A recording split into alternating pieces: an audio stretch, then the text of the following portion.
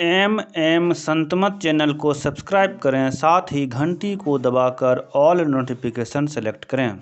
आप सभी से आग्रह है कि सत्संग को पूरा अंतिम तक देखें।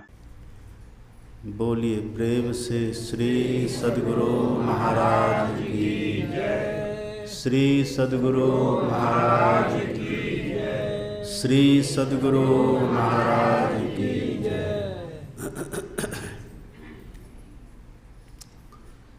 मंचासीन अर्चनीय वंदनीय मुद मंगलमय साधु समाज, परम आदरणीय सत्संग प्रेमी महानुभावों, पूजनीय माताओं तथा भक्तिमती बहनों, आज आप लोगों की उपस्थिति देख करके खुशी हो रही है। और खुशी का कारण यह था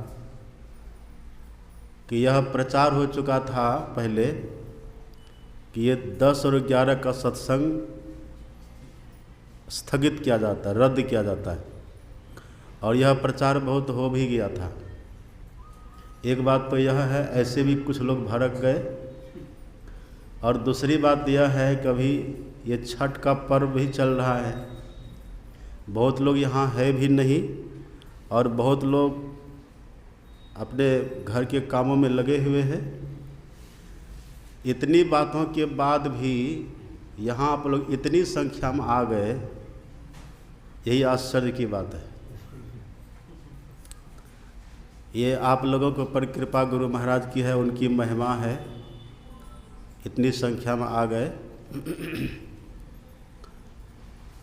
और कल के सत्संग में मैंने आपको प्रातः काल और अपराह्न काल, दोनों काल के सत्संग में मैंने कल आपको छठ का महात्म सुनाया था।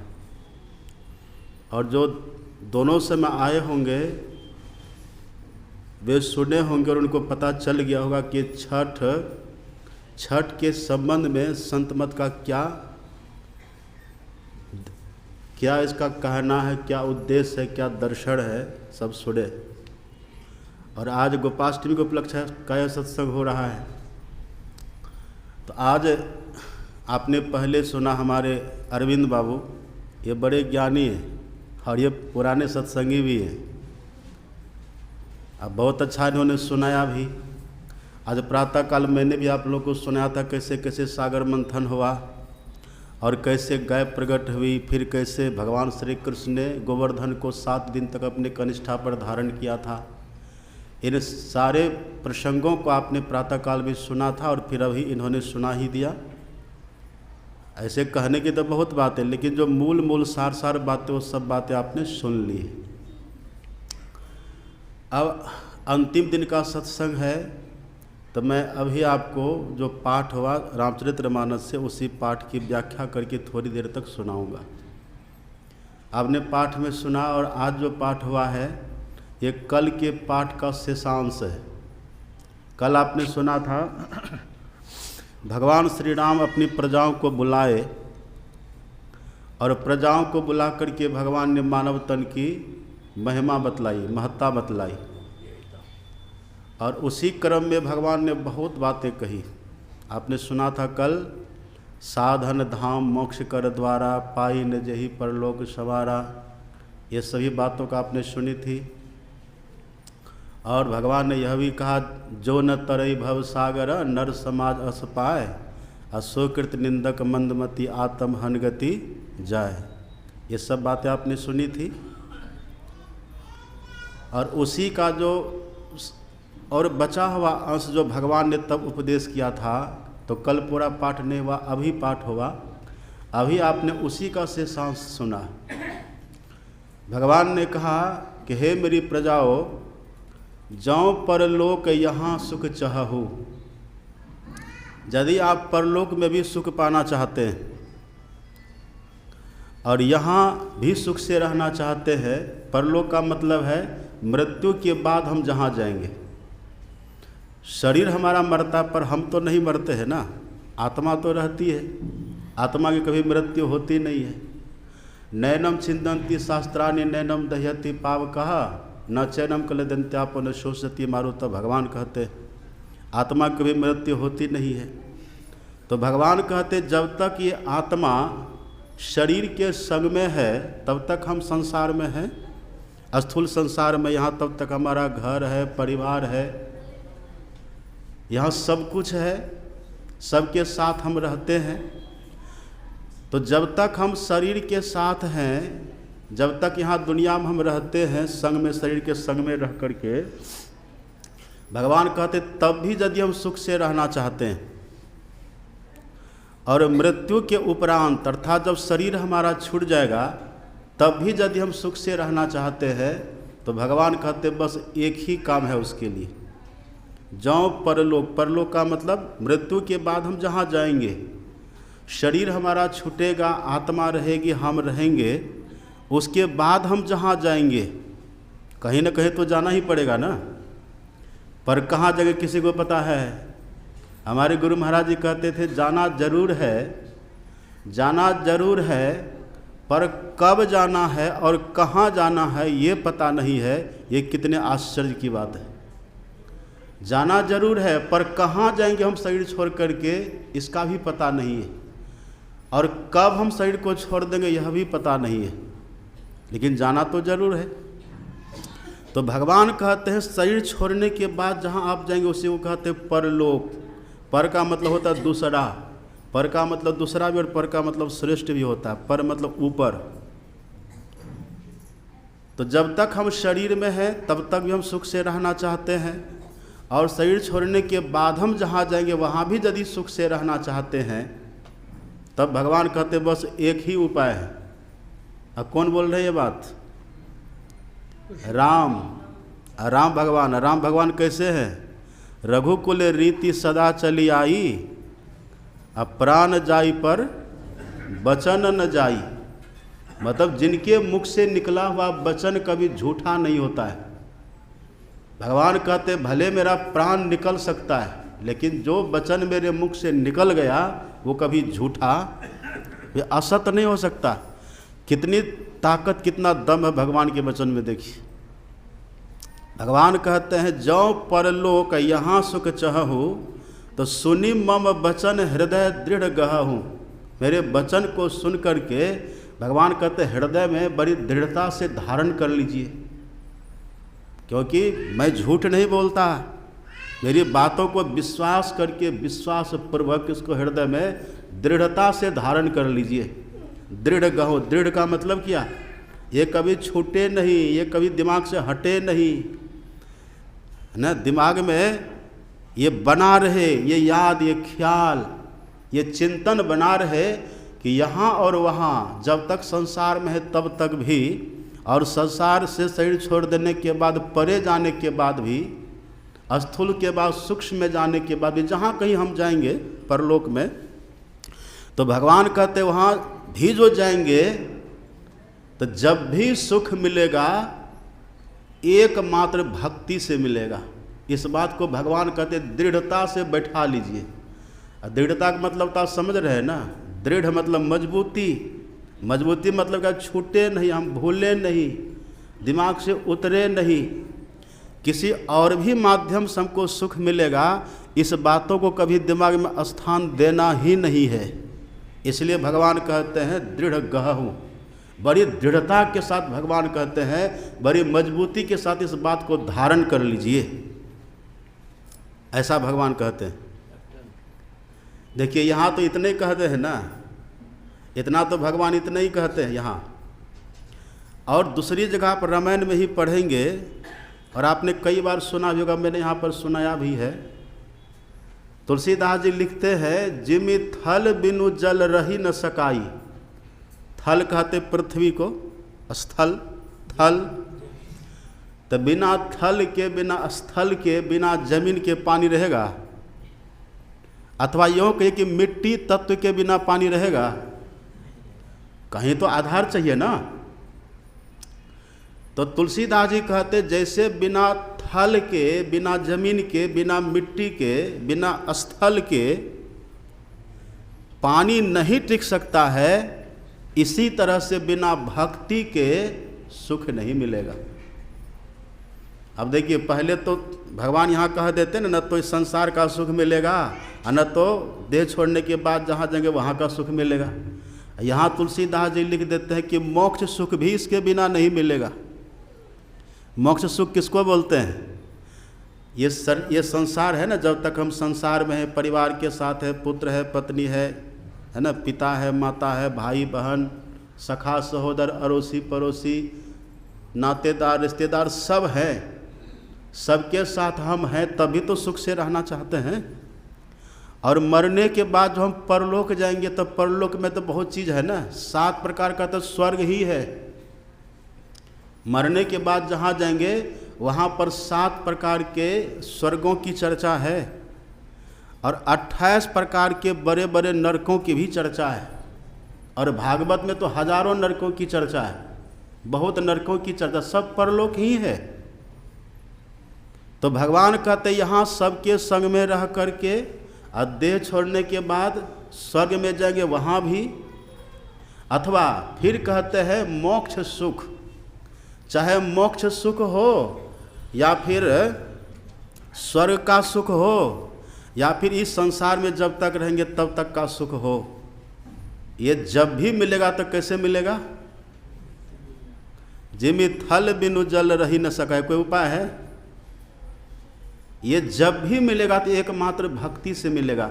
एक बात और देखिएगा, यहाँ विचारणीय विषय ये है कि भक्ति करने के बाद भी लोग स्वर्ग जाते हैं, पर वो स्वर्ग कैसा होता है? भक्ति करने के बाद जो कोई स्वर्ग जाते, जिनकी भक्ति पूरी नहीं होती है, जो भक्ति करना प्रारंभ कर दिए मानव तन में रह करके, पर भक्ति करते करते भक्ति की पूर्णता हमारी नहीं हुई और हम पहले शरीर छोड़ दिए, मर गए, तो वहाँ पर भक्ति का बीज, भक्ति का संस्कार बनता है। और वो संस्कार जब लेकर के हम स्वर्ग में जाते हैं तो एक तो ये हो गए, और एक वो भी व्यक्ति होते जो भक्ति तो नहीं करते लेकिन तरह तरह के पुण्य कर्म सत्कर्म करते हैं, वो भक्ति नहीं करेंगे। अब भक्ति का भाव तो आप समझ रहे हैं ना। यहाँ तो भगवान केवल इतना कह देते हैं, भक्ति स्वतंत्र सकल सुख खानी, बस इतना ही न है। और आप आगे व्याख्या सुनेंगे। इसी बात को हमारे गुरु महाराज जी ने रोज़ हम लोग पाठ करते हैं प्रातः काल में, मानस जप, मानस ध्यान, दृष्टि साधन और सुरत शब्द योग द्वारा सर्वेश्वर की भक्ति करके, है ना यही बात, यही भक्ति है, मूल यही है,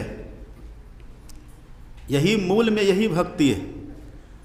तो ये करके, ये करते करते, जप करते करते, गुरु महाराज का ध्यान करते करते, दृष्टि योग की साधना करते करते, इसमें हमको सफलता नहीं मिली।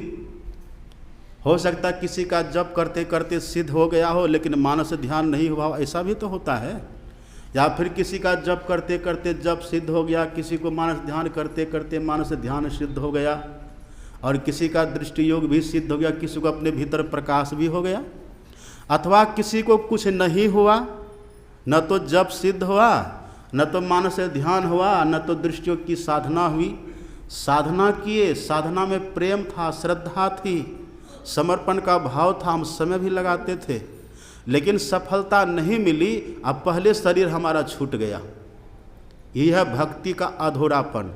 इसके साथ क्या होता है? भक्ति का संस्कार, भक्ति का बीज पड़ जाता है। एक तो ये लोग हैं स्वर्ग जाने वाले, और एक वो होते हैं जो बिना भक्ति किए, मतलब बिना गुरु से दीक्षा लिए, बिना जप किए, बिना ध्यान किए, बिना दृष्टियों किए, बिना नादानुसंधान किए, अब बिना सत्संग भी किए। सत्संग भी तो भक्ति है ना। प्रथम भगति संतन कर संगा, दूसरी रति मम कथा, ये सब है ना। तो बिना ये सब किए हम बाहर का पुण्य काम किए। बाहर का पुण्य काम क्या किए? गरीबों की सेवा कर दिए, भूखों को कुछ खिला पिला दिए, नंगों को हमने वस्त्र दे दिया, कहीं पर अस्पताल खोल दिए, कहीं पर विद्यालय खोल दिए, तरह तरह का शुभ काम हम किए ना। तो ये भी स्वर्ग जाएंगे। ये दोनों तरह के लोग स्वर्ग जाते हैं। आप पढ़ेंगे गीता का 6वां अध्याय, प्रातःकाल पाठ हुआ था ना। भगवान कहते हैं कि हे अर्जुन, पार्थ नवेह नामुत्र विना शस्तस्य विद्यते, न ही कल्याण कृत कश्चित् दुर्गतिम तात गच्छति, प्राप्य पुण्य कृत्वाम लोकानुस्थित्वा शाश्वती समा, शुचिनांग श्रीमताम गेहे योग भ्रष्टो भी जायते। भगवान कहते हैं अर्जुन, जो कल्याणकारी कर्म करने वाले पुरुष है। कल्याणकारी कर्म मतलब वही भक्ति। जो भक्ति करने वाले पुरुष हैं, भगवान कहते उसका कभी नाश नहीं होता है। ध्यान से सुनिएगा, उसका कभी नाश नहीं होता है। और फिर आगे भगवान कहते न्याहा विक्रम नाशोस्ति प्रत्यवायो न विद्यते स्वल्पमप्यस्य धर्मस्य त्रयते महतो भयात्। भगवान कहते जो थोड़ा सा भी अभ्यास करते, थोड़ा सा जो अभ्यास कर लेते हैं, लेकिन हाँ शर्त ये है, अभ्यास थोड़ा सा करेंगे पर श्रद्धा बहुत होगी, प्रेम बहुत होगा। अयति श्रद्धा यो पेतो योगा चलित मानुष। अर्जुन कहते हैं हे प्रभु, जिनके भीतर योग के प्रति, भक्ति के प्रति, साधना के प्रति श्रद्धा बहुत है, प्रेम बहुत है, समर्पण का भाव बहुत है, लेकिन उतना कर नहीं पाता, उनके लिए भगवान कहते हैं सफलता नहीं मिली। उनके लिए भगवान कहते हैं कि अगर थोड़ा सा भी अभ्यास किया, लेकिन उसको श्रद्धा है, प्रेम है, समर्पण का भाव है, तब भगवान कहते कि हे अर्जुन, उसका नाश कभी नहीं होगा। और कबीर साहब क्या कहते हैं, भक्ति बीज बिन से नहीं, जो जुग जाए अनंत, ऊंच नीच घर जन्म ले तो संत को संत। भक्ति बीज पलटे नहीं, आए परे जो चोल, आ कंचन जो बिष्ठा परे घटे नता को मोल। है ना, यही भगवान कहते उसका नाश कभी नहीं होगा। तो होगा क्या? तो भगवान कहते पुण्य कर्म करने वालों को जो लोक मिलता है, उस लोक में वो जाते, मतलब स्वर्ग में जाते हैं। अब देखिए यहाँ पर थोड़ा सा अंतर है। वहाँ पर जाते कौन जाते हैं? ये योग करने वाले, भक्ति करने वाले वहाँ जाते हैं। अब भगवान क्या कहते हैं? पुण्य कर्म करने वाले जहाँ जाते हैं, तो पुण्य कर्म करने वाले वहाँ जो स्वर्ग में जाते हैं, तो उसके साथ क्या होता है? जितना पुण्य उन्होंने किया है ना, जितना पुण्य की पूंजी उनके पास होती है, तो पुण्य की पूंजी के अनुकूल वहाँ स्वर्ग में रहते हैं। और सुनिए वहाँ क्या होता है, जैसे वो पुण्य आत्मा, पुण्य कर्मा लोग स्वर्ग जाते हैं, तो वहाँ पर एक फूल की माला बनाते हैं, है ना। कितना दिन उसको रहना है, छोटे छोटे फूल, ऐसी कथा है, ये पुराणों की बातें, महापुरुषों की बातें हैं। वहाँ पर फूल की माला बना करके उसके गले में पहना देते हैं और कहते देखिए आपके पुण्य है ये, है ना। जैसे जैसे समय बीतता जाएगा, एक दिन बीतेगा तो एक फूल सूखेगा, और दूसरा दिन बीतेगा तो दूसरा फूल सूखेगा, और जिस दिन सब फूल ये सूख जाएगा ना, उसी दिन आप यहाँ स्वर्ग से धक्का मार करके गिरा दिए जाएंगे और नरक में भेज दिए जाएंगे। कहाँ जाएंगे? नरक में चले जाएंगे। पुण्य छीन सोई देव, स्वर्ग से नरक में जावे, है ना ये बात। तो वो नरक में चले जाते। अब आप कहिए उसको सुख मिलेगा? मिलेगा सुख? यहाँ पर कोई व्यक्ति आ जाए और वो गौशाला में रहे, उसको हम कह देंगे देखिए आप रात भर गौशाला में खूब बढ़िया से रहिए, हम आपको एयर कंडीशन व्यवस्था कर देते हैं, और खूब बढ़िया से आपको रात में हम पूड़ी पकौड़ी रसगुल्ला टिकड़ी सब कुछ खिला देंगे। सब कुछ खिला पिला करके जैसे कल भोर होगा ना, हम दरोगा जी को बोला के अरेस्ट करवा देंगे। अब कहिएगा कैसा लगेगा उसको? वो खाएगा खीर पूड़ी, खाएगा पूड़ी पकौड़ी रसगुल्ला टिकड़ी, वो खाएगा, एयर कंडीशन की व्यवस्था रहेगी, पर सुख मिलेगा उसको? व्यवस्था सब है, लेकिन भविष्य में जो होने वाला है ना, इससे उसको सुख मिलने की संभावना नहीं है। लेकिन भगवान कहते जो परलोक, अगर वहाँ भी सुख से रहना चाहते हैं, तब बस यही उपाय है कि आप सब पुण्य कर्म भी करिए, आप दान करिए, पुण्य करिए, जो करना करिए, लेकिन साथ साथ यदि भक्ति करेंगे तो भक्ति करने वालों के लिए भगवान की गारंटी है। सुन रहे बात? क्या है भगवान की गारंटी? क्या गारंटी है? तो भगवान कहते हैं प्राप्य पुण्य कृताम लोकानुष्ठित्वा शाश्वती समहा। वो योग करने वाले व्यक्ति, भक्ति करने वाले व्यक्ति स्वर्ग के विशाल सुख को पहले भोगेंगे, और विशाल सुख को भोगने के बाद वहाँ से किसी 3 जगह में वो जाएंगे। कहाँ जाएंगे? 3 जगह में। 3 जगह में कहाँ कहाँ? तो भगवान कहते हैं शुचिनांग श्रीमताम गेहे। शुचि नाम का मतलब होता है पवित्र कुल में जाएंगे वो। अब पवित्र कुल का मतलब क्या हुआ?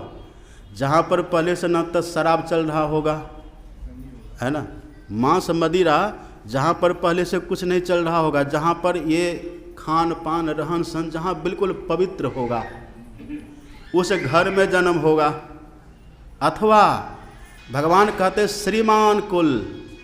श्रीमान कुल का अर्थ होता है जहाँ किसी तरह का अभाव नहीं होगा, जहाँ किसी तरह की कमी नहीं, मतलब धनी लोग, धनी कहिए अमीर कहिए पूंजीपति लोग, ऐसे सुसंपन्न। हमारे मास्टर साहब पढ़े, विद्वान मास्टर साहब नहीं है, ये हमको प्राउंट देते रहते इधर से, हम भी सुन सुन के बोलते रहते।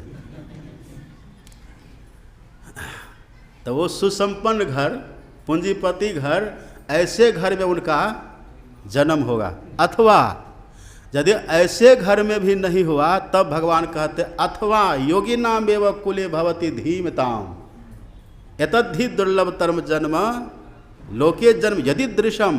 भगवान कहते अथवा हे अर्जुन, यदि ये 2 में से किसी घर में नहीं हुआ ना, तब फिर उसका जन्म कहाँ होगा? योगी कुल में। योगी का मतलब क्या हुआ? जो योग करने वाले होंगे, जिस घर में योग होता होगा, ध्यान साधना पहले से हो रही होगी, जहाँ योगी पहले से होंगे ना, वहाँ पर उनका जन्म हो जाएगा। अथवा यदि कोई बहुत पुण्यात्मा होंगे, बहुत भजनिक होंगे, तो तीनों संजोग जिस घर में लग जाएगा उसी घर में उसका जन्म हो जाएगा। इसको बोलते ऑफर। क्या है ये? ये भगवान का ऑफर है। इससे बड़ा ऑफर कोई होगा? कोई देगा? कोई कंपनी? ऐसा कंपनी है ही नहीं तो फिर होगा। ये भगवान का ऑफर, आप कल्पना करिए।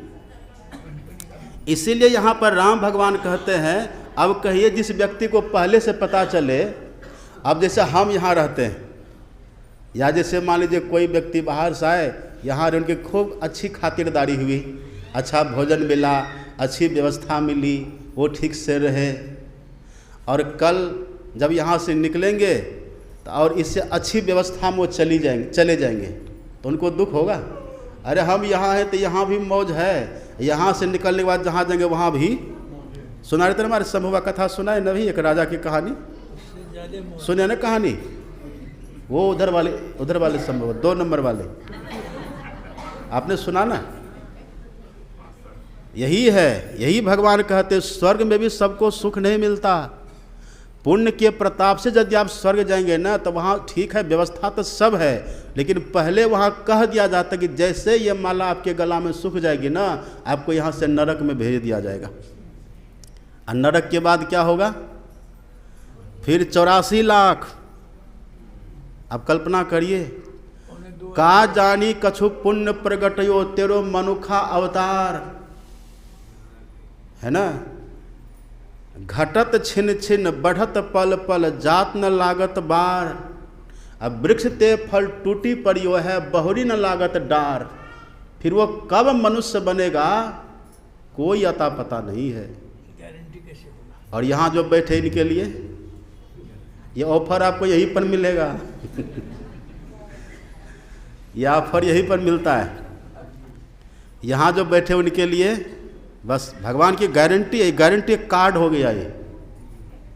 हाँ, और इसको लेकर के आपको जेब में नहीं चलना, ये कार्ड आपके मन मस्तिष्क में भरा हुआ रहेगा। और तन छूटने के बाद भी मन रहता है, और वही मन को पढ़ता है वहाँ जमराज। आप पढ़ेंगे, यहाँ तो भगवान बस इतने कहते हैं ना, यहाँ भगवान इतने ही कहते हैं कि जौ परलोक यहाँ सुख चाहो और सुनि मम बचन हृदय दृढ़ गहो, इतने भगवान कहते हैं ना।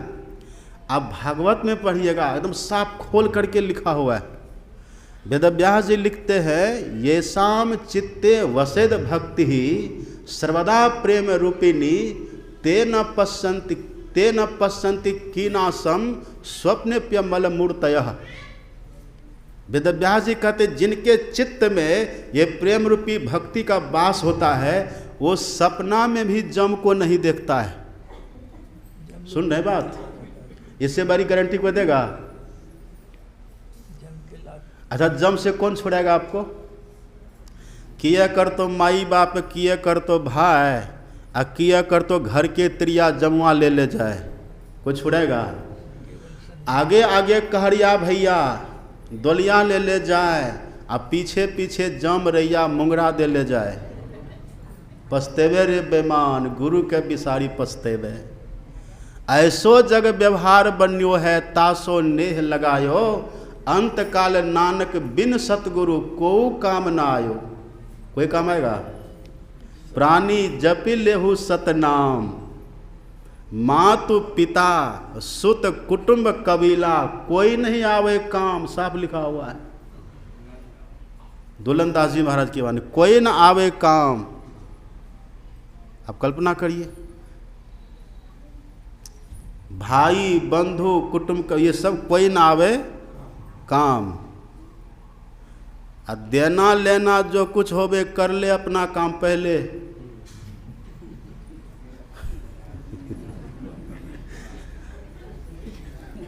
इतनी विरक्ति आ जाए तो फिर आसक्ति रहेगी।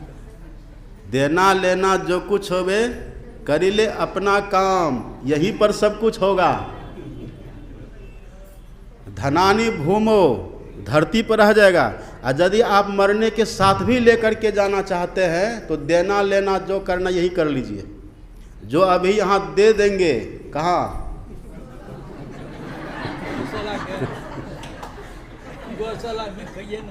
देना लेना जो कुछ होवे कर ले अपना काम, आगे हाट बाजार न पैहो और न पावे कोई ग्राम। प्राणी जपी ले तो सतनाम। कितनी बड़ी बात है ये। जम से कौन बचाएगा? ये देखिए कितनी बड़ी गारंटी है। और पता ही बात किसने कही है? ये बात कहने वाले हैं नारद जी। लिखते हैं वेदव्यास, लिखते हैं वेदव्यास जी, पर कहने वाले कौन है? नारद जी। नारद का अर्थ क्या होता है? नारद, जिनका वचन कभी रिजेक्ट ना हो, कैंसिल ना हो, डिलीट ना हो, रद्द ना हो, वो नारद जो कह दिए। क्यों? मैंने कल भी कहा था ना,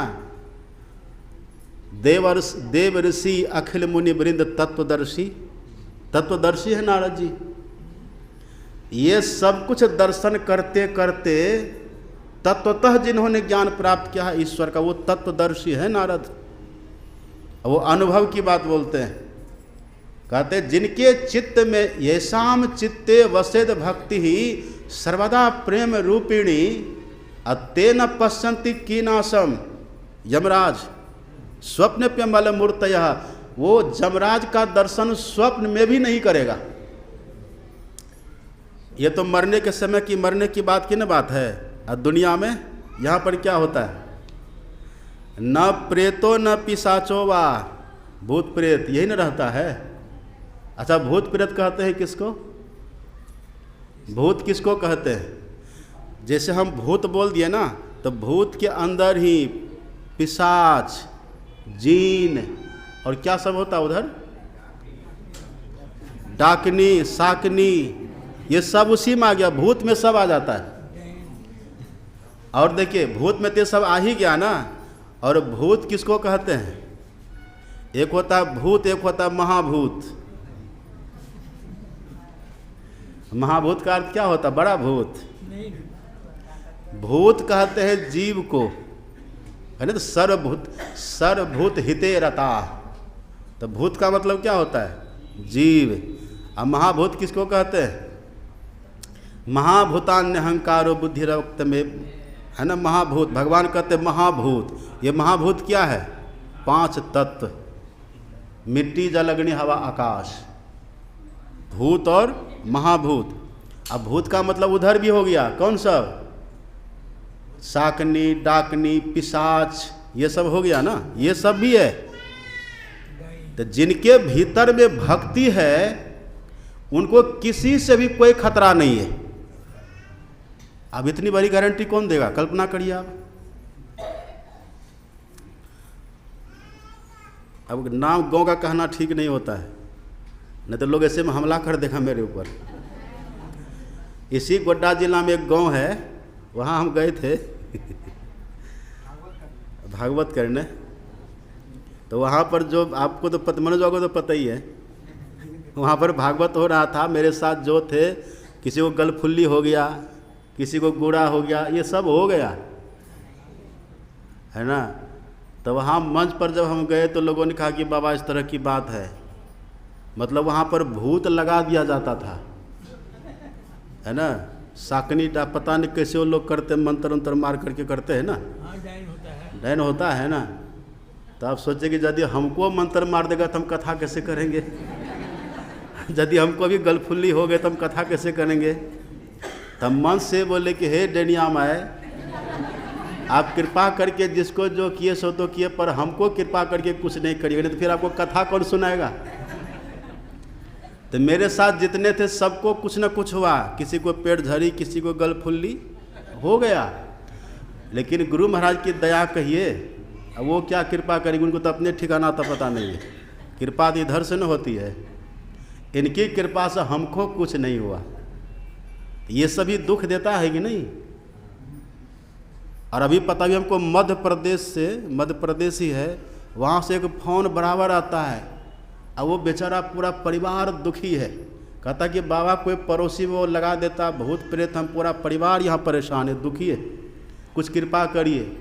हम बोले हम हैं यहाँ बिहार में और आप हैं मध्य प्रदेश में, इतनी दूरी कृपा जाएगी, ऐसा कोई कोरियर है ट्रांसफ़र होगा यहाँ से। तब हमने कहा कि आप वहीं पर, आपको ने उसको कुछ बताया, आप ये सब पुण्य कर्म करिए, और वहीं पर कोई वजह खोज लीजिए आप। देखिए सब परेशान है ना, देखिए। लेकिन आप ये देखिए नारद जी का वचन है, एकदम साफ खोल खोल के कह रहे हैं, न तो इनसे दुख होगा, न तो ये जीवन है, पुत्र है, पत्नी, ये सब तो जीवे, सब भूते हैं। क्या है सब आप बुरा मत मानिए, सर्वभूत हिते रता, सब भूत ही है। आप सोच रहे हैं ना बात। एक भूत और होता है गांव घर में, भूतपूर्व मुखिया जी, भूतपूर्व मुख्यमंत्री जी, भूतपूर्व प्रधानमंत्री जी, ये सब होता है ना, सब भूत है। और सुनिए, तुलसीदास जी और भी लिखते हैं, तुलसीदास जी लिखते हैं, उभय प्रकार प्रेत पावक ज्यों, उभय प्रकार प्रेत पावक ज्यों, धन दुख प्रद श्रुति गाए। धन को भी प्रेत कह दिया है। अथवा हमारे गुरु महाराज जी कहते थे, जब तक धन नहीं है तो धन कमाने के लिए भूत की तरह नाचते रहो, सही बात है। प्रेत की तरह नाचते रहो। नाचते हैं कि नहीं, बिल्कुल नाचता है। नाचते रहते हैं। और जब धन हो गया तब अब उसकी रक्षा में बेचैन हो भूत की तरह। तो ये सभी भूत है, सब भूत है, सब पद प्रतिष्ठा भी भूत है। और यदि इसके द्वारा दिए गए दुखों से बचना चाहते हैं, नरक के दुखों से बचना चाहते हैं, और स्वर्ग में जाकर के पुण्यात्माओं के जैसे दुख भरे सुखों से भी बचना चाहते हैं, तो क्या उपाय है। भगवान झूठ बोलेंगे। भगवान कहते हैं, भगति मोर पुराण श्रुति गाई, मात्र एक मेरी भक्ति है। यहाँ पर नारद जी खोल करके बोलते हैं, न प्रेतो न पिशाचो वा, ना राक्षसो वापि असुरो वा। नारद जी कहते हैं उनको भूत भी कुछ नहीं बिगाड़ सकता। धन रहे नहीं रहे कोई फर्क नहीं पड़ता, पद रहे नहीं रहे कोई फर्क नहीं मिलता, मान मिले नहीं मिले कोई फर्क नहीं मिलता, सम्मान रहे नहीं रहे कोई फर्क नहीं पड़ता। एकदम वो अपनी स्थिति में रहेगा, सब नश्वर है, जाको कुछ न जाए, ऐसा भाव लेकर के वो रहेंगे। नारद जी कहते हैं, न प्रेतो न पिशाचो वा, न राक्षसो वा सुरोपी वा, भक्ति युक्त मनस का नाम। देखिए एकदम साफ, भक्ति युक्त मनस का नाम, जिनके मन में भक्ति युक्त है। किन में? मन में। और डलिया कहाँ रहता है? डलिया छठ वाला डलिया, डलिया कहाँ रहता है? मन में रहता है कि हाथ में रहता है? समझ रहे बात? मन की बात है। जिनके मन में भक्ति घर कर गई है, जिनके मन में भक्ति का वास हो गया है, भक्ति युक्त मनस्का नाम, जिनका मन, ऊपर क्या कह दिए, ये शाम चित्ते, जिनके चित्त में वसेद भक्ति, जिनके चित्त में भक्ति बस गई है, हाथ में नहीं, अब माला में नहीं, माला फेरत जुग गया, मिटा न मन का फेर, कर का मन का छाड़ी दे मन का फेर। ये मन की बात नहीं है।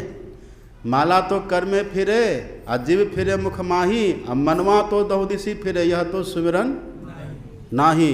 कहाँ पर होना चाहिए? मन में। जो मन में भक्ति को बसा लिया, इसलिए हमारे गुरु महाराज जी शुरू कहाँ से करते हैं? अगर जब की शुरुआत करते हैं, नाम जिह जपी जागहि जोगी, नाम जप से योग साधना का आरंभ होता है, तो हमारे गुरु महाराज जी ने कैसे कहा शुरू करने के लिए? अति पावन गुरु मंत्र मन ही मन। देखिए मनस्का नाम कैसे हो गया, यशाम चित्ते कैसे हो गया? जिसके मन में भक्ति युक्त हो गए, जिनके मन से जप होने लग गया, जो मन से जप करते हैं, ऐसा यदि कोई है तो नारद जी कहते हैं उसके जीवन में कभी कोई खतरा आने वाला, कोई दुख आने वाला नहीं है। और यदि कहीं दुख आ भी जाएगा ना, तो वो दुख में वैसे ही दुखी नहीं होंगे जैसे पानी में रह कर के कमल कभी पानी में डूबता नहीं, पानी में कभी भीगता नहीं है, ऐसे निर्लिप्त रहेंगे, निर्लिप्त रहेंगे। राम भगवान को आपने देखा ना, राजगद्दी मिलने वाली थी ना, राजगद्दी मिलने वाली है, अब कुछ चक्र षड्यंत्र क्या चल गया? ये चपरासी का पद की बात नहीं है, राजा के पद की बात है, राजा के पद। अब कल्पना करिए, अब कैसे राजा थे राम? अयोध्या उनकी राजधानी थी, राजधानी में रहते थे, पर उनका जो साम्राज्य था ना, आप पढ़ेंगे ना रामायण में, आश्चर्य लगता है। सातों समुद्र की जो सीमा है, कल्पना करिए आप, सातों समुद्र लिखा है रामायण में, सप्त सागर मेखला ऐसे कुछ है, पूरे में भगवान का साम्राज्य फैला हुआ था। अश्वमेध यज्ञ करके भगवान सबको जीत करके मिला लिए थे, वो तो बात की बात है। उसके पहले कौन थे राजा? दशरथ जी महाराज। उनका शासन कहाँ तक था? नरपति बसई बाहुबल जाके, असुरपति रहा ही सकल रुकता के, वह है दशरथ जी महाराज। शूल कुलिस असी अंग वनिहारे, अते रतिनाथ सुमन सरमारे, वो है दशरथ जी महाराज। दशरथ धन देखी धनद लजाही, दशरथ के धन को देख करके कुबेर भी लजा जाता था। कुबेर का नाम सुने हैं कि नहीं कभी? कुबेर किसको बोलते हैं? कुबेर किसको बोलते हैं? कुबेर कहते कैशियर को। हाँ, गौशाला का कुबेर कौन है? रघुनाथ बाबू। हाँ, कैशियर वो है रघुनाथ बाबू। जैसे गौशाला का कैशियर मतलब कोषाध्यक्ष, उसको क्या बोलते? कोषाध्यक्ष। जैसे गौशाला का कोषाध्यक्ष है रघुनाथ बाबू, ऐसे ही पूरे स्वर्ग की संपत्ति का कोष जिनके पास रहता है वही है कुबेर। कल्पना करिए आप, कुबेर हैं वो। और ये जो धरती पर है ना, धरती पर सबसे ज़्यादा कोष कहाँ है?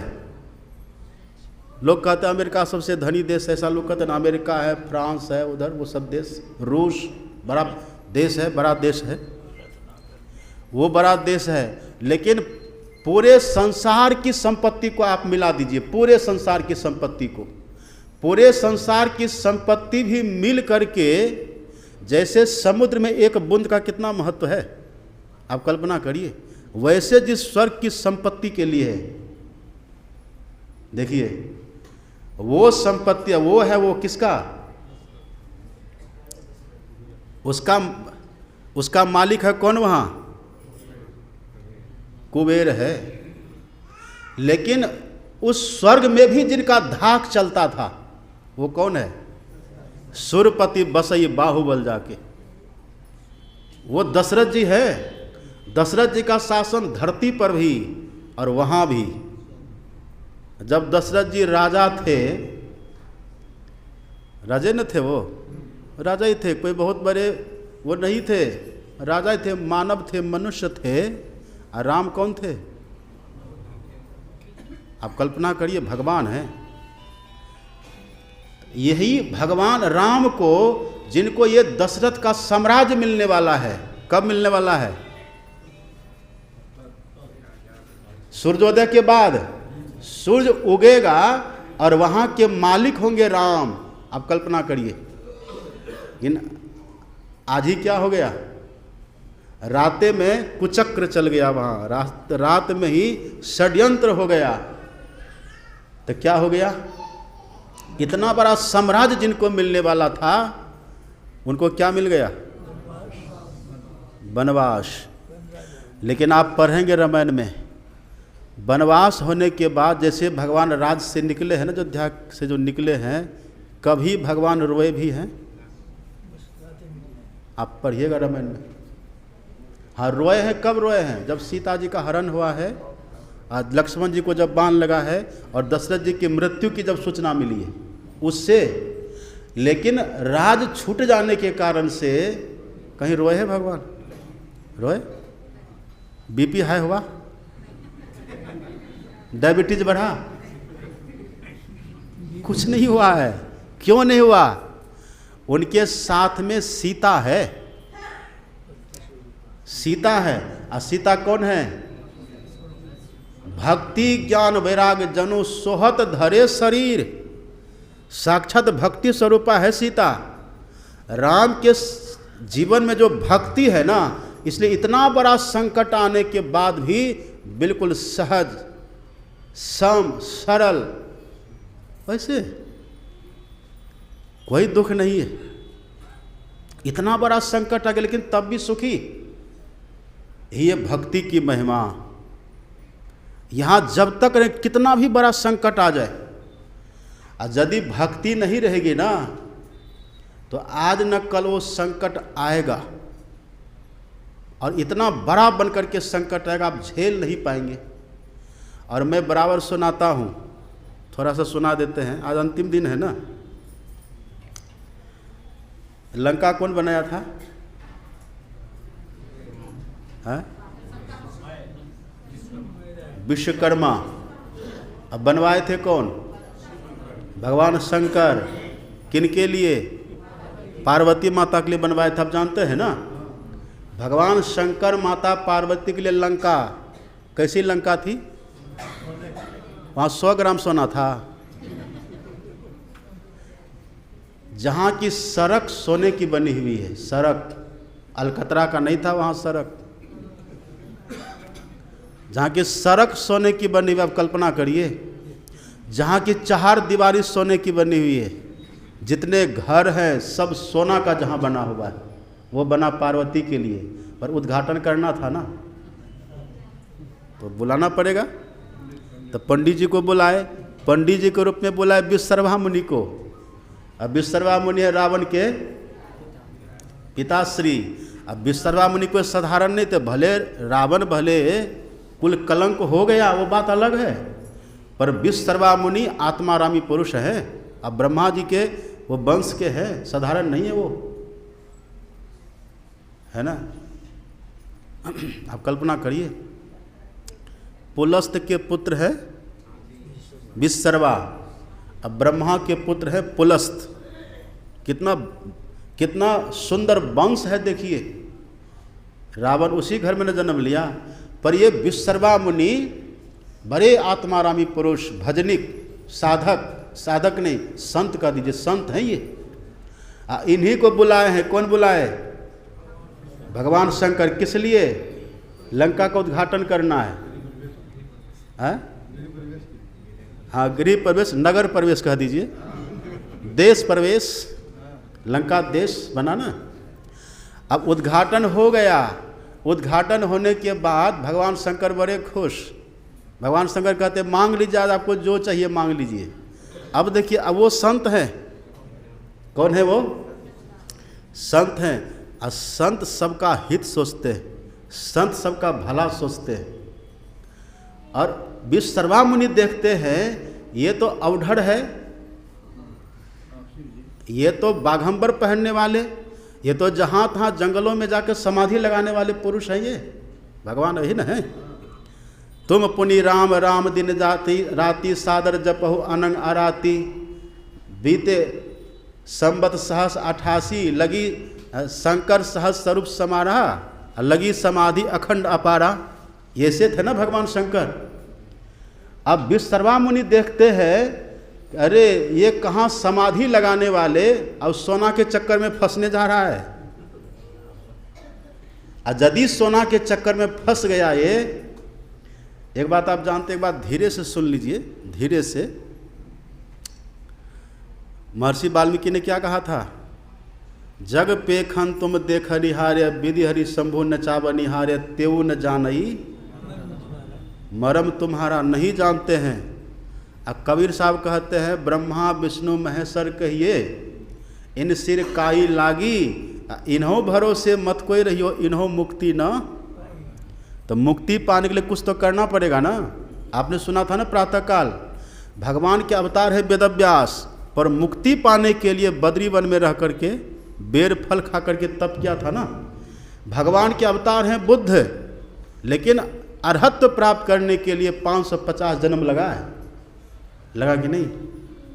तो वही यहाँ पर विश्वकर्मा मुनि सोचते हैं कि ये तो समाधि लगाने वाले हैं, ये तो भजनीक हैं। तुम पुनि राम राम दिन राति सादर जपहु अनंग अराती, मनो थिर करी शंभु सुजाना, करे लगन रघुनायक ध्याना। ये तो ध्यानी पुरुष है, ये ध्यान करने वाले हैं। और यदि इनको सोना मिल गया तो इसका सुमिरन खत्म हो जाएगा। सोना को पचा पाइएगा? ये धन, यदि किसी को 5 किलो सोना हो तो सड़क पर सीधा चलेगा? अरे मेरे पास 5 किलो सोना है, हम जब चाहे किसी को मिटा सकते हैं। ऐसा लोग सोच सकते हैं ना। अच्छा, मिटाने और जलाने का काम किसका है? भगवान का है। लेकिन सोना के चलते भ्रम हो गया। अब भ्रम होगा तो भजन होगा उससे। विश्वकर्मा मुनि सोचते हैं कि यदि इनको ये लंका मिल गई, सोने की लंका, और कहीं जाकर उसमें रहने लग गए पार्वती जी के साथ में, ये अभी तक तो योगी है, न भोगी बन जाएंगे। इसीलिए देखिए अब क्या करते हैं। अब आप कल्पना करिए, किसी का सुंदर सा घर बने, अब वहाँ हमको बोला उद्घाटन के लिए, गुरुनंदन बाबा आप उद्घाटन कर दीजिए, और हम चले जाए वहाँ उद्घाटन करने के लिए, और घर वाला बोले कि जो मांगना हो मांग लीजिए, तो हम क्या मांगेंगे? देखिए भगवान शंकर क्या मांगते हैं, ये विश्वकर्मा मुनि। जब भगवान शंकर ने कहा कि जो इच्छा हो मांग लीजिए, तो विश्वकर्मा मुनि कहते ठीक है, ये लंका हमको दे दीजिए। अब कहिए, घरे हमको दे दीजिए तो आपको अच्छा लगेगा? वही घटना इनके साथ घट गई। भगवान शंकर कांप गए, ये क्या हो गया? ये लंका बनी थी पार्वती के लिए, और यदि पार्वती को लंका नहीं मिलेगी, ये दुखी हो जाएगी, और यदि हम इसको नहीं देते हैं तो हमारा वचन भंग हो जाएगा। कांप गए भगवान शंकर। लेकिन विश्वकर्मा मुनि हिले तक नहीं, कहा नहीं हम तो लेके छोड़ेंगे। अब ले लिए, भगवान शंकर ने दे भी दिया, वो ले लिए। उसमें जाके रहे क्या विश्वकर्मा मुनि? एक दिन भी नहीं रहे, दे दिए कुबेर को। अब बाद में रावण उससे छीन लिया, लंका और पुष्पक विमान दोनों उससे छीन लिया, है ना। ये दुनिया का कितना भी बड़ा से बड़ा भोग मिल जाए ना, भोग सामग्री मिल जाए, और दिल में हृदय में भक्ति नहीं है, मिलेगा सुख? ये राम का वचन है, राम बोल रहे हैं, प्राण जाई पर वचन न जाई, रघुकुल रीति सदा चले। आप कल राम बोल रहे हैं, नहीं मिलेगा सुख, नहीं मिलेगा सुख। सुख जब भी मिलेगा तो कब मिलेगा? भगवान कहते भक्ति करिए। अब उधर ज़्यादा हमको नहीं बोलना है, ये भूमिका थोड़ी सी बांधनी थी। अब देखिए भगवान कहते बस भक्ति करिए, भक्ति करने से सुख मिलेगा। क्या मिलेगा? सुख मिलेगा। अब भक्ति की शुरुआत कहाँ से है? यद्यपि वहाँ प्रथम भगति संतन कर संगाराम भगवान कहते हैं ना, वहाँ से भक्ति का शुभारंभ है। और सबको समेट करके हमारे गुरु महाराज जी ने 4 पर ला दिया। मानस जप, मानस ध्यान, दृष्टि साधन और सुरत शब्द योग। ये करेंगे तो क्या होगा? देखिए गुरु महाराज कहते हैं, गुरु गुरु जपु नाम, गुरु ध्यान धरो राम, सन्मुख बिंदु निरेखो सुख देखो रे भाई। यहाँ सुख देखिए, यही भक्ति है ना। यहाँ पर सुख मिलता है, सुख देखने में आता है। अब उधर कितना भी कुछ मिले तो सुख मिलेगा। देखिए दुनिया के पदार्थों में क्या होता है, दुनिया के पदार्थों में जैसे किसी व्यक्ति को भूख लगी हो बहुत ज़ोर से तो दुख है कि नहीं? किसी को भूख लगी हो बहुत ज़ोर से तो भीतर में दुख है कि नहीं? दुख है उसको। लेकिन जैसे वो भोजन कर लेते हैं तो क्या कहते हैं? कहते हैं सुख मिला, कहते हैं ना। लेकिन वो बिल्कुल झूठ बोलते हैं। हम भूखे थे, भोजन नहीं किए थे, तब जो दुख था ना वो अन्न के अभाव से दुख था। और जैसे हमने पेट में अन्न दिया वो दुख भाग गया, सुख नहीं मिला। क्या हुआ? वहाँ दुख भागा है, अभी सुख नहीं हुआ। सुख कब मिलेगा? वहाँ हमको आभास होता है कि सुख मिला, कोई सुख नहीं है। वहाँ पर दुख केवल भागा है। और सुख कब मिलता है? यही गुरु गुरु जपु नाम, गुरु ध्यान धरो राम, सन्मुख बिंदु निरेखो सुख देखो रे। यहाँ सुख मिलेगा, यहाँ सुख मिलता है। तन नवे द्वारा हो रामा, अति ही मलिन हो ठामा, त्यागी चढ़ो दशम द्वारे सुख पाओ रे भाई। ये ना भक्ति है। भक्ति प्राण ते होत है, मन दे कीजे भाव, अब परमार्थ प्रतीत में यह तन जाओ की जाओ।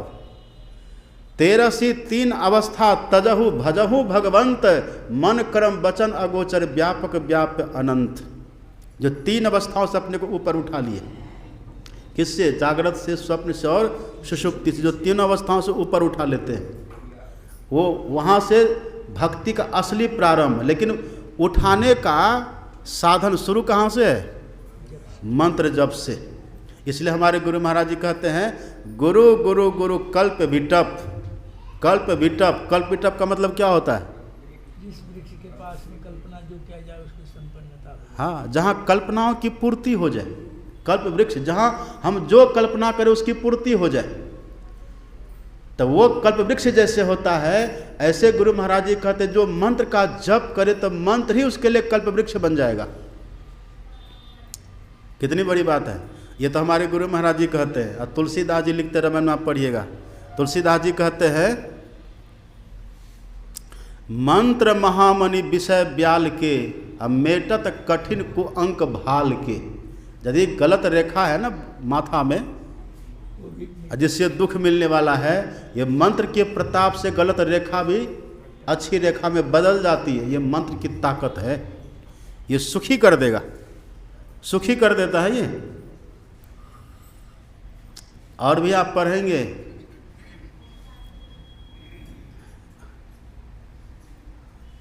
आरत नाम, आरत जपही नाम जनु आरत भारी। आरत का मतलब क्या होता है? दुखी। आर्त व्यक्ति मतलब दुखी व्यक्ति। तो तुलसीदास जी लिखता, आरत नाम जपही लय लाए, जपही नाम जनु आरत भारी। अब देखिए, मिटही कुसंकट हो ही सुखारी। इसे साफ कोई कहेगा? वही भगवान कहते, जौ परलोक यहाँ सुख चहु। यहाँ पर दुनिया के पदार्थों से, दुनिया के ये व्यक्तियों से, वस्तुओं से, स्थानों के मिलने से हमारा दुख खत्म होता है, सुख नहीं मिलता। हमको सुख पाने का आभास होता है। सुख कहाँ मिलेगा? सुख जब भी मिलेगा तो भक्ति से सुख मिलता है। अब सुनिएगा थोड़ा ध्यान से, थोड़ा ध्यान से सुनिए। अब ध्यान से सुनिए। देखिए, राम भगवान ये कहते हैं, भक्ति स्वतंत्र सकल सुख खानी। भगवान कहते स्वतंत्र भक्ति जो है ना वो सकल सुखों की खान है। एक शब्द लगा है सकल, क्या लगा है? सकल। सकल का मतलब क्या? सभी प्रकार का सुख अथवा संपूर्ण सुख। इसका मतलब ये हुआ कि जब स्वतंत्र भक्ति हम करेंगे ना तब संपूर्ण सुख हमको मिलेगा। इसलिए स्वतंत्र भक्ति कुछ और है। अब परतंत्र भक्ति क्या है? परतंत्र भक्ति है जो दूसरों के अधीन में रह करके हम भक्ति करते हैं, और स्वतंत्र भक्ति कहते हैं जो सबकी अधीनता को छोड़ करके खुद से जो हम करते हैं। देखिए अभी आप प्रसाद चढ़ाते हैं ना, हाथ से चढ़ाते हैं, हाथे से चढ़ाते हैं। फल चढ़ाते हैं, हाथ से चढ़ाते हैं। यहाँ पर साफ सफाई करेंगे तो हाथे से नहीं करेंगे, अगरबत्ती जलाएंगे तो हाथ से तो करेंगे ना। ये परतंत्रता है। दर्शन करेंगे तो आँख से ही तो करेंगे। भगवान के प्रसाद की खुशबू लेंगे, किससे लीजिएगा खुशबू?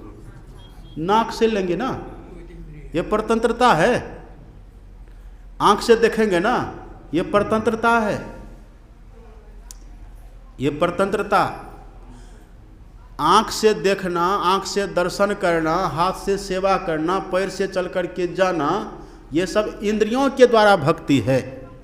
और इंद्रियों के द्वारा जो कुछ होता है वो परतंत्र है। स्वतंत्र क्या है? सभी इंद्रियों से छूट करके हम अकेले हो करके हम खुद से देखें। ये कौन देख रहा है अभी? झूठ बोलते हैं। आंख के सहारा है। देखने वाला कौन है? हम। देखने वाले हम हैं। जिनके आंख पर चश्मा है तो चश्मा देखता है क्या? चश्मा नहीं देखता। आंख, ये आंख से, आंख के ऊपर में चश्मा है तब न देख रहे हैं। अच्छा अब चश्मा को हटा दीजिए तो क्या होगा? अब नहीं दिखेगा? अब भी दिखेगा, है ना। इसी तरह से ये आंख से अभी हम देख रहे हैं। आंख नहीं रहेगी तब हम नहीं देख पाएंगे? तब भी देखेंगे हम, तब भी देखेंगे। आप जानते हैं जो व्यक्ति मरते हैं ना, मरने के बाद ये आंख यहीं रह जाती है ना, मरने के बाद भी लोग अपनी लाश को अपने से देखते हैं। बड़ी बात है ये।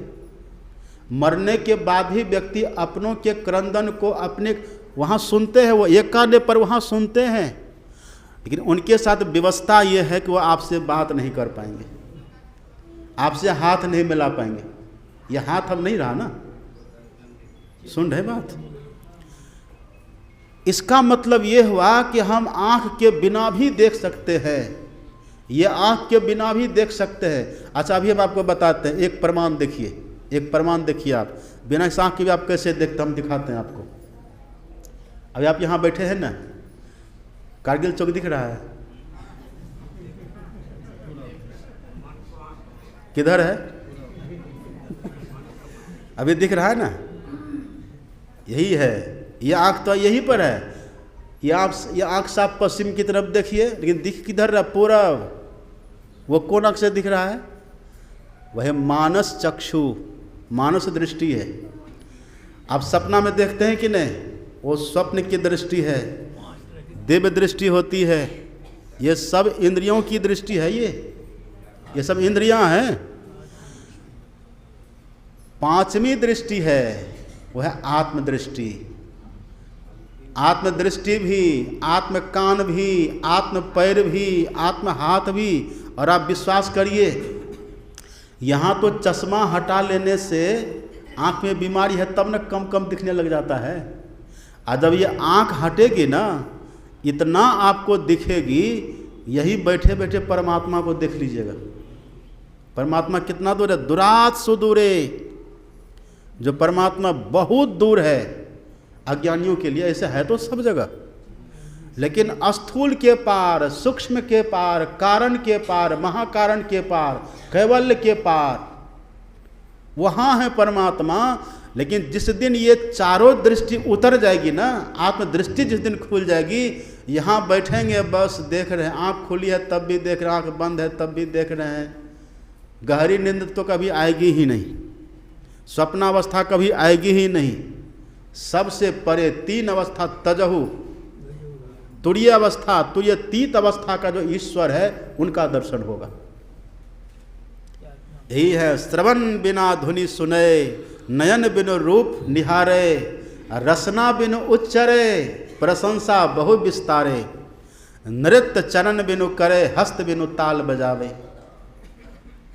है ना, यहाँ जो अभी कथा हुई ना, कथा, यहाँ कथा हुई ना, भागवत कथा, यहाँ गायक लोग थे ना, बजाते थे, तो बजाते में देखते सबका देह हिलना डुलना शुरू होता है कि नहीं। एक ने कहा कि बाबा हम खड़ा हो जरा टांग उठा के नाचें। हमने कहा कि नहीं नहीं नहीं, यहाँ नहीं, यहाँ नहीं चलेगा। यहाँ तो है नृत्य चरण बिनु करे, है ना, यहाँ तो फिर मेला लग जाएगा, यहाँ झमेला हो जाएगा। ये सब नहीं, ये सब वो करते हैं जो टीवी वाले बाबा लोग हैं, उनका अपना अलग संसार है। लेकिन यहाँ गौशाला में तो धम धम में पता नहीं छतों में छेद हो जाएगा। यहाँ वो सब नहीं करना है। नृत्य चरण बिनु करे, हस्त बिनु ताल बजावे, अंग बिना मिली संग बहुत आनंद बढ़ावे, मिली सेव्य जहाँ सेव्य को लिए रहे, मिली परमात्म सो आत्मा पराभक्ति। ये है पराभक्ति कहिए या इसी को स्वतंत्र भक्ति कह दीजिए। लेकिन ये होगा कब? आप सुनिए थोड़ा ध्यान से, बस अब खत्म करते हैं। ये होगा कब? भगवान कहते हैं बिनु सत्संग न पावही प्राणी। देखिए कितनी बड़ी बात है। ये भक्ति किसको मिलेगी? तो भगवान कहते जो सत्संग करेंगे उनको मिलेगी। और दूसरी जगह भगवान ही कहते हैं भगति तात अनुपम सुख मूला, अब मिलई जो संत हो ही अनुकूला। जिन पर संत अनुकूल हो जाते, कृपा करते हैं, उनको ये भक्ति मिलती है। और संत कब मिलते हैं? देखिए कितना क्रम क्रम से सिलसिलेवार ढंग से भगवान समझाते हैं। राम भगवान से सीधा कोई होंगे संसार में? और कृष्ण भगवान से टेढ़ा कोई होंगे? राम भगवान कितने सीधे सरल है ना, एकदम। एक बार क्या हुआ जानते हैं? एक बार ऐसी कथा है, पुराणों की कथा, महापुरुषों की, ये मुखोटी कथा, दंत कथा जिसको बोलते हैं। एक बार राम और कृष्ण को लेकर के जसोदा और कौशल्या गए नहाने के लिए। तो राम को भी खड़ा कर दिए और कृष्ण को भी खड़ा कर दिए। और दोनों नहा करके निकले, और जब अपना अपना पुत्र को उठाने लगे तो अदला बदली हो गया। क्यों? देखने में दोनों सेम है, हम जरा सा भी फर्क नहीं है। दोनों के लिए लिखा पढ़ेंगे ना, दोनों का शरीर है श्याम वर्ण, दोनों का, दोनों के माथे पर मोर मुकुट, सब कुछ, ये कथा है, सब कुछ है। अब दोनों उठा करके दोनों को ले गया, अलग अलग अदला बदला हो गया ना। अब जब कौशल्या ले गई है कृष्ण को, हालांकि ये त्रेता द्वापर की बात, लेकिन दंत कथा जब कौशल्या ले गई है कृष्ण को, तो कौशल्या परेशान है कि इसको भूत तो नहीं लग गया। ये तो पहले कितना ठंडा कितना शांत रहता था, जहाँ बैठाते तो वहाँ बैठा रहता था, टुक टुक देखते ताकते रहता था। अब ये तो नाचते रहता, कहीं इसको भूत तो नहीं लग गया। उधर जो जसोदा ले गई है राम भगवान को, अब वो एक जगह जहाँ खड़ा कर दे वहीं खड़े हैं, जैसे माथा कर दे वैसे माथा, एकदम शांत। अब जसोदा कहती इसको कोई डैज जोगंत कर तो नहीं दिया है। अब दोनों परेशान है, इधर जसोदा भी परेशान, उधर कौशल्या भी परेशान।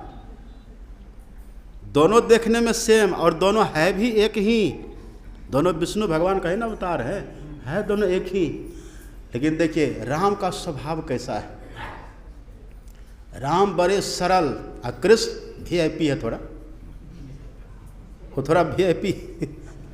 वो खड़े भी रहेंगे तो टेढ़ा, सीधा खड़ा नहीं रहते। कृष्ण देखे आप कैसे खड़ा रहते, एक कमर पर हाथ दे के टेढ़ा करके, एक घुटना के इधर कर देंगे, गला को फिर इधर कर देंगे, 3 जगह से टेढ़ा होकर खड़ा रहेंगे वो। राम धनुष ले लिए कंधा पर, सीधा साइलेंट, बिल्कुल सावधान। तो राम भगवान बड़े सरल, इसलिए इनको कहते हैं मर्यादा पुरुषोत्तम। क्या कहते हैं? और कृष्ण को क्या कहते हैं? लीला पुरुषोत्तम। वो है लीला पुरुषोत्तम। ये है कितना देखिए एकदम सिलसिलेवार ढंग से कह रहे हैं, स्वतंत्र भक्ति करिए। ये भक्ति कैसे मिलेगी, कहाँ जाना पड़ेगा?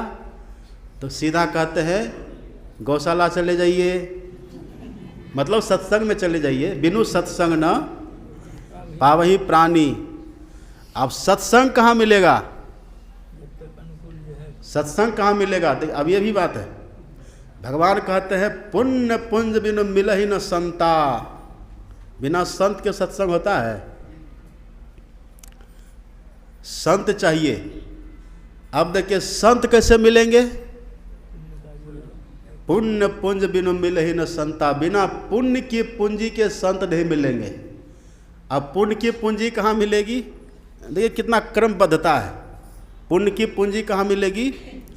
तो पुण्य एक जग मह नहीं दूजा, मन कर्म वचन विप्र पद पूजा।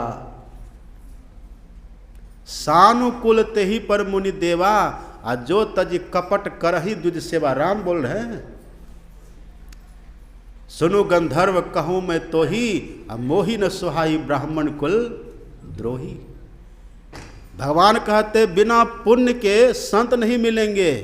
तो पुण्य अर्जन करना है ना, संत को पाना है सत्संग के लिए, और सत्संग को पाना है स्वतंत्र भक्ति के लिए। तो पुण्य तो चाहिए। पुण्य कहाँ मिलेगा? इसके लिए कहते हैं पुण्य एक जग मह नहीं दूजा, मन कर्म वचन विप्र पद पूजा।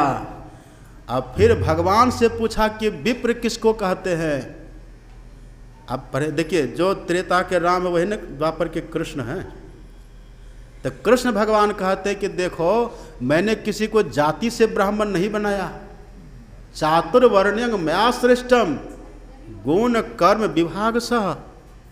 साफ लिखा, कैसे? गुण और कर्म के आधार पर, जाति के आधार पर नहीं। तो पूछा कि प्रभु कौन सा उनमें गुण, कौन सा स्वभाव होगा? अब देखिए कहते हैं समो दमस तपः शौचम क्षांतिरार्जवमेव च ज्ञान विज्ञान मास्तिक्यम ब्रह्म कर्म स्वभावजम। ये ब्राह्मण का स्वभाव, ब्राह्मण का गुण, गुण से ना भगवान बनाते हैं, तो गुण का वर्णन भी कर देते हैं। समो दमस तपः शौचम। सम का मतलब क्या होता है? देखिए आप सम की ज़्यादा परिभाषा मत समझिए, माथा में भारी हो जाएगा। सम का सीधा समझिए नादानुसंधान की साधना, बस शम, बस सीधा। क्या है ये? दम। दम क्या है? ज़्यादा मत समझिए, अभी सीधी सी बात है। दम का मतलब दृष्टि योग की साधना जिनके पास है, ये दो साधना जिनके पास है, तो इसका परिणाम क्या होगा? शांति।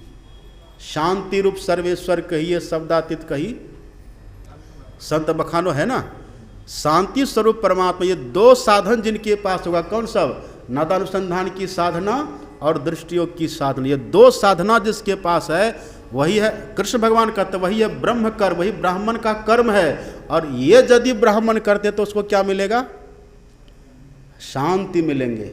देखिए गुण का कैसा है। ब्राह्मण सोई जो ब्रह्म पिछाने, बाहर जाता भीतर आने, पांचों बस करी झूठ न भाखे, दया जने वो हृदय राखे, आत्म विद्या पढ़े पढ़ावे, परमात्म को ध्यान लगावे, काम क्रोध मद लोभ न होई, और चरण दास कहे ब्राह्मण सोई। ऐसे ब्राह्मण की पूजा करिए। समझ रहे बात? संत किसको बोलते हैं? संत बोलते हैं जो पूर्ण हो चुके, उसको संत कहते हैं। और जो साधना करते हैं उसको साधक, साधु, ब्राह्मण, कुछ भी कह दीजिए। तो सेवा करिएगा ना शंभू बाबा की? सेवा करेंगे ना। हम यहाँ तपेश्वर को छोड़ करके जा रहे हैं। और देखिए जाति का भी महत्व है। अगर जाति का महत्व नहीं होता तो प्रातःकाल आपने सुना था ना? नहीं, कल मैंने सुनाया था, कल सुनाए थे ना आपको, जब राम भगवान आए हैं रावण का वध करके लंका, तो मुद्गल ऋषि के पास गए हैं। क्यों गए हैं?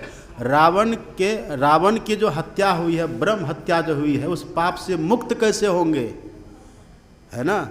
ब्राह्मण जाति का भी महत्व है, नहीं है सो बात नहीं। जाति का महत्व क्यों है?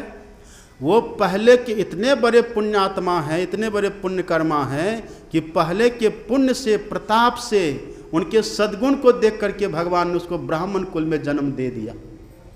अब यहाँ यदि वो ब्राह्मण का गुण धारण नहीं करते हैं तो फिर आगे वो शूद्र हो जाएंगे। तो यदि ये गुण किसी भी जाति में है तो वो ब्राह्मण है, और यदि कोई जन्म से भी, जाति से भी ब्राह्मण है और गुण भी ब्राह्मण का है, तो सोना में सुगंध हुआ कि नहीं हुआ? सुन रहे यहाँ है कि नहीं आप लोग? सोना में सुगंध हुआ कि नहीं? यदि कोई जाति से ब्राह्मण नहीं है, ये गुण है, तो वो ब्राह्मण है। और यदि कोई जाति से भी ब्राह्मण है और ये उनमें गुण भी है, तब क्या हुआ? सोना में। तो दिनाओं की सेवा करिएगा कि नहीं? गौशाला में दोनों ब्राह्मण है। गौशाला में हमारे शंभू बाबा भी है और तपेश्वर बाबा भी रहेंगे। हम तो आवे जैसो माया साधो, और दीना बाबू भी है, दीना बाबू भी रहेंगे, सब रहेंगे, सब यहाँ ब्राह्मण। आप सब क्या हैं? जाति न पूछिए साधु का, पूछ लीजिए ज्ञान। मोल करिए तलवार, मोल करिए तलवार की प्रारहन दीजिए ज्ञान। जाति हमारी आत्मा है, जीव हमारा नाम, अलख हमारा इष्ट है, गगन हमारा ग्राम। देखिए कितना सिलसिलेवार ढंग से भगवान समझाए हैं। कोई है भ्रम, कोई शंका है कि नहीं को? यही जो करते हैं, इन्हीं से वो भक्ति होती है, स्वतंत्र भक्ति। मतलब सभी इंद्रियों से वो मुक्त हो जाते हैं, सभी इंद्रियों का बंधन खत्म, सभी शरीरों का बंधन खत्म, अंधकार खत्म, प्रकाश खत्म, और नाद भी खत्म। निशब्दम परमम पदम, वहाँ चले जाते हैं। गुरु जाप मानस, ध्यान मानस कीजिए दृढ़ साध कर, इनका प्रथम अभ्यास कर श्रुति शुद्ध करना चाहिए। घटतम प्रकाश व शब्द पट त्रय जीव पर है छा रहे, अकर दृष्टि अनुध्वनि योग साधन ये हटाना चाहिए। बस सब कुछ हट गए, इनके हटे माया हटेगी, अब प्रभु से होगी एकता, अब फिर द्वैतता नहीं कुछ रहेगी। असमनन दृढ़ चाहिए। कैसा चाहिए? दृढ़ चाहिए। राम भगवान क्या कहते हैं? भगवान कहते हैं जो परलोक यहाँ सुख चाहू, और सुनि मम वचन हृदय दृढ़ कहूँ। गुरु महाराज क्या कहते हैं? असमनन दृढ़। कितना सामंजस्य तारतम्य है, देखिए। असमनन दृढ़ चाहिए, कितनी बड़ी बात है। अब कहने सुनने की बहुत बात है। आज समय 4:30 से ऊपर, अब दूर दूर से लोग आए हैं। आज देखते हैं बांका जिला से बहुत लोग आए हैं यहाँ। हमारे पीछे देखने में बड़ा छोटा लगता है, लेकिन देखने में छोटा लगे घाव करे गंभीर। इनकी पूरी टीम यहाँ आई है, वहाँ भागवत कथा ही लिए हैं हमसे, वहाँ चलेगा। और भागलपुर से एक गाड़ी लोग भर कर के आए थे, वो चले गए, उनको पहले जाना था, वो चले गए। यहाँ दूर दूर से लोग आते हैं। और साहेबगंज से आए थे, वो रात में यहाँ रहे, चले गए। ये गौशाला में कहाँ कहाँ के लोग आपके पास आएंगे। बस आपको बहुत स्नेह सौहार्द की भावना से थोड़ा सह करके, थोड़ा सहा करके, हर तरह से रह करके यहाँ गौशाला का सब मिल करके विकास करिए। और हम तो हैं क्या है, आवे जैसो। हमारा टिकट जब काट दीजिएगा हम बस यहाँ से पलायन। हमको रत्ती भर भी यहाँ से मोह नहीं है। हाँ, कर्तव्य जरूर, कर्तव्य परायण हम हैं। कर्तव्य बस यही है कि गुरु महाराज का गौशाला बढ़िया से चल जाए और सब यहाँ से जुड़े, इसका यश, इसकी कीर्ति देश विदेश में फैले। आपने देखा था ना, दिशा टीवी यहाँ लगा था ना चैनल, 120 देश में गया था गौशाला का मैसेज, समझिए।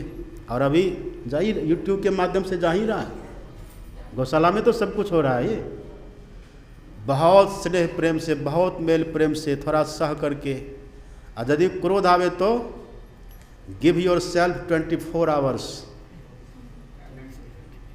अपने आप को 24 घंटा का समय दीजिए, फिर फ्रेश हो जाइए, फिर निर्णय लीजिए। हमारा टिकट जब कटा दीजिए दफा हो जाएंगे यहाँ से। आप लोग खूब प्रेम से रहिए। अब कहने सुनने की बहुत बात है। अब हम सुनाएंगे आपको 1 जनवरी से, याद है कि नहीं 1 जनवरी?